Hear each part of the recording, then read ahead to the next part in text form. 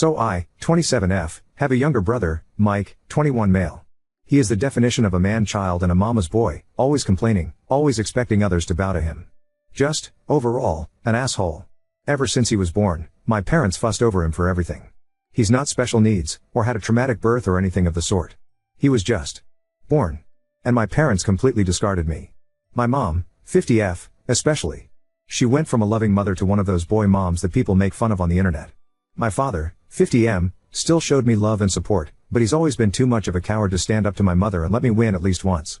The only one who stood for me was my grandpa, 76M, who always called my parents out on their bullshit, and never liked my brother. I remind him of his late wife, my grandma, and we have a very special bond, but he lives on the other side of the country and I could never see him often. Mike knows our mom prefers him, and loves to shove it in my face. Because of this and his behavior, we've always been at odds. He's spoiled, a brat and an awful human. I can't remember how many times I ended up in trouble for things I did better than him or for things he framed me with. His only talent are his football skills. He won a scholarship to a nice college out of state. My parents didn't spend a dime on my education because apparently my fund had been used to cover expenses after a fire, just for me to discover years later that said money were given to Mike to buy a car and a house. It's at public university that I met Lucas.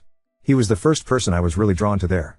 Of course I met new people who are now my dearest friends, and thanks to them and Lucas, who was my best friend for years before we got together, I managed to move out of my parents' house. Now both Lucas and I are well known in our fields and have very good salaries. Now, to the main issue. Lucas proposed to me a year ago.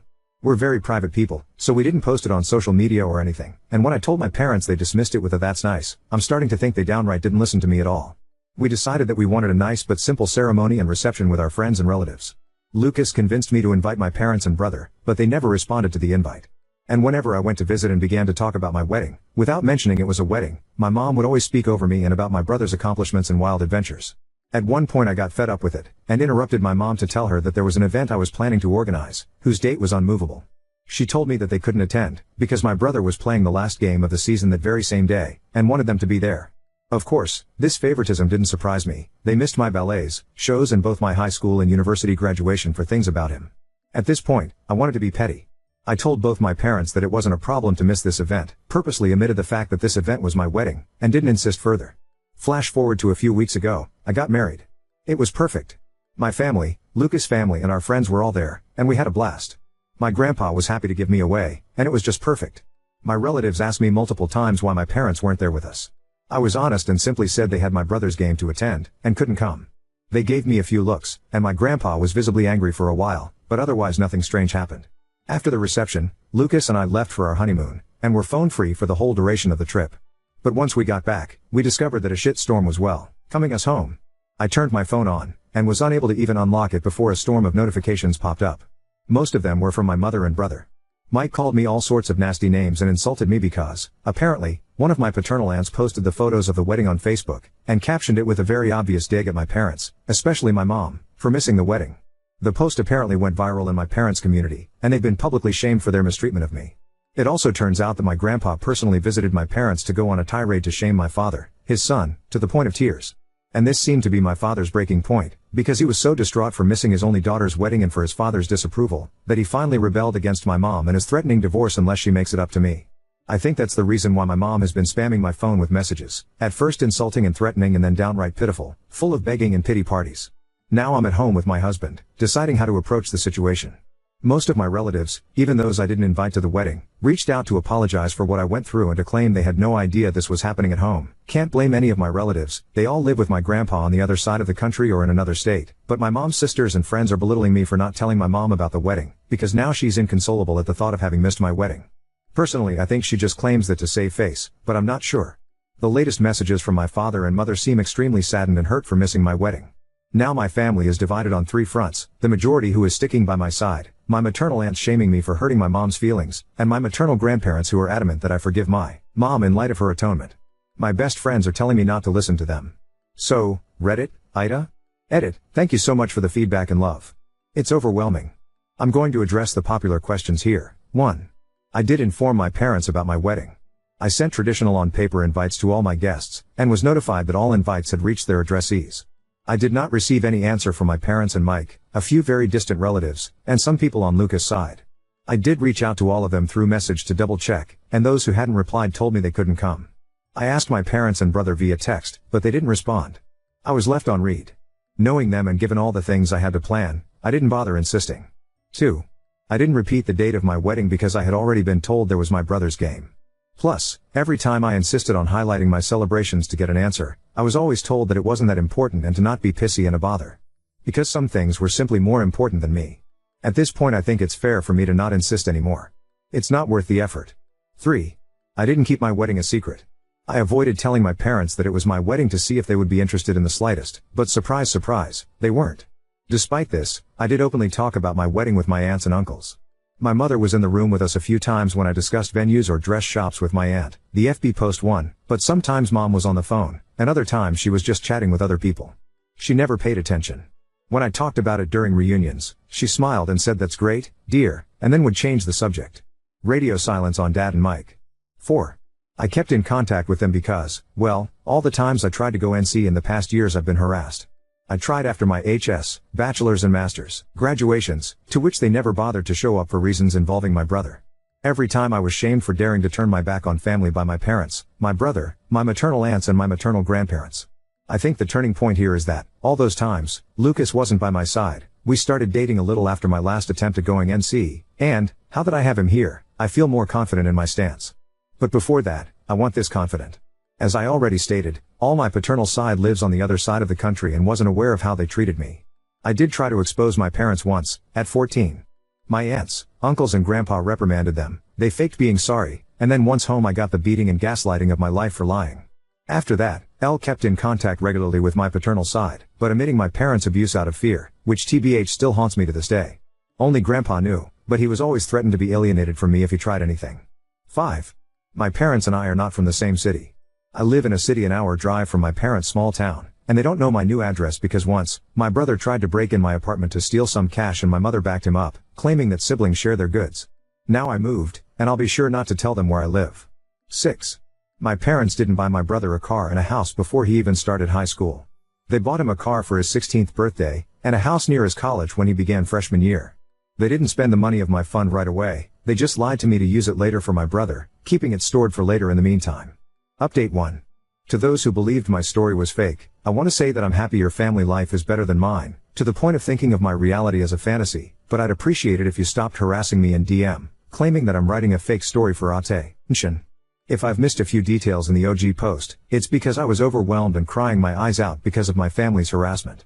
You are not forced to read my story, or think it's true, but I think keeping the smallest amount of decency would be nice. Oh, and before diving in the update let me clarify a few things. 1. Yes, the invitation specifically stated it was a wedding. No excuses. 2. My maternal side of the family didn't come to the wedding. I'm sorry, I didn't make that clear in the OG post. Most of them were busy, and the others just gave me excuses to send a gift but not come. That's it. Don't ask me why they didn't discuss my wedding with my mom, it's not like I live in their brain. 3. My mother's atonement is the fact that she apologized via text. Now onto the update, things have been a little crazy this past week. I got off of Reddit for a couple of days, to gather my thoughts. Then, I had a lengthy conversation with Lucas about how to proceed. He's been my rock, and I don't think I could ever love him more than I already do. My parents were always a taboo topic, but he hit me with a brutal reality check that I absolutely needed. We reached the conclusion that the fact I kept in contact all this time, stuck around and couldn't go NC, isn't healthy. I've realized that, the reason I never fully went NC, was that deep down I just wanted their approval, even now, for once. Pathetic, I know. But it's like a drug, being with my parents. They can be loving, funny, caring and warm, until they're not. The little love they give makes you crave for more, and you want their approval so badly you destroy yourself. But that's enough. I promised myself that things are going to change. I've thought about it, and decided to start therapy, and to go NC with all those who made an issue about this situation, for good this time.